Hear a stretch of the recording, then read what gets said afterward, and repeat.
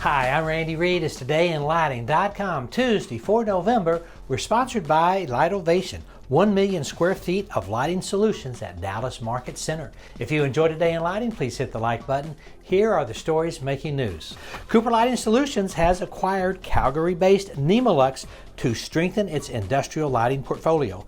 The move expands Cooper's North American footprint and enhances its offering for harsh and hazardous environments. Read on at edisonreport.com. Nanoleaf and Signify are close to settling their ongoing patent dispute.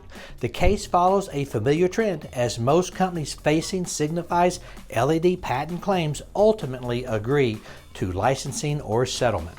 Wendy Fry, president of the Lighting Retrofit Companies, has transformed her family's business through adaptability and teamwork. Her leadership emphasizes people, balance, and perseverance amid the lighting industry's technological and operational challenges. You can read that article at edisonreport.com.